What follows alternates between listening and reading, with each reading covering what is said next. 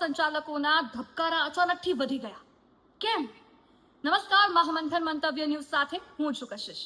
હવે ગોરખ ધંધા કરનારાઓની ખેર નથી, કારણ કે તેમના પર મહેસાણા એસઓજી સિંઘમ બનીને ત્રાટકી છે. વાત એમ છે કે મહેસાણા જિલ્લા એસઓજી પીએસઆઈ મહિન્દ્રસિંહ ડાભી અને તેમની ટીમે એક સ્પેશિયલ ઓપરેશન હાથ ધર્યું. હેતુ હતો ઉનાવા, ઊંઝા, મહેસાણામાં ખાસ કરીને હાઈવે પર ચાલતા ગેસ્ટ હાઉસમાં દેહ વેપારનો પર્દાફાશ કરવાનો.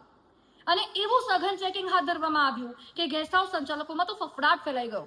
દોડતા થઈ ગયા સંચાલકો. છેલ્લા ઘણા સમયથી આવા ગોરખ ધંધા ચાલતા હોવાની ચર્ચાઓ તો હતી જ, અને હવે ઉપરથી આદેશ મળતા જ એસઓજી ટીમે તવાઈ બોલાવી છે. આવા કાળા કામથી કેટલી દીકરીઓની જિંદગી બરબાદ કરી હશે આ શેતાનોએ, જેમને પકડવા હવે એસઓજીની ટીમ એક્શન મોડમાં આવી ગઈ છે. ખૂબ જ પ્રશંસનીય કામગીરી પીએસઆઈ મહિન્દ્રસિંહ ડાભી અને તેમની ટીમ દ્વારા કરવામાં આવી રહી છે. એટલે મહેસાણા જિલ્લાના ગેસ્ટ હાઉસના સંચાલકો, તમે કાન ખોલીને સાંભળી લો.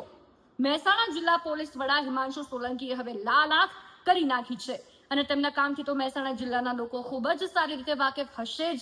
કાયદો ભંગ કરનારને તેઓ છોડતા નથી, અને આ મામલે પણ કોઈને પણ બક્ષવામાં આવશે નહીં એવું સ્પષ્ટ કહેવામાં આવ્યું છે. ગેસ્ટ હાઉસની આડમાં દેહ વેપાર જેવા ગોરખ ધંધા હવે નહીં ચલાવવામાં આવે. હોય વિસનગર, હોય વિજાપુર, હોય મહેસાણા, નંદાસણ કે પછી બેચરાજી, હાલ તો રેડ પાડીને જબરદસ્ત ચેકિંગ કરવામાં આવી રહ્યું છે. પણ હવે જોવાનું એ રહેશે કે શું આ તમામ જગ્યાએ એસઓજી પોલીસ દરોડા પાડશે ખરી, અને શું આ કાર્યવાહી લાંબી ચાલશે ખરી, કે પછી થોડાક સમય પૂરતી એક્શન લેશે અને પછી જેસે થે.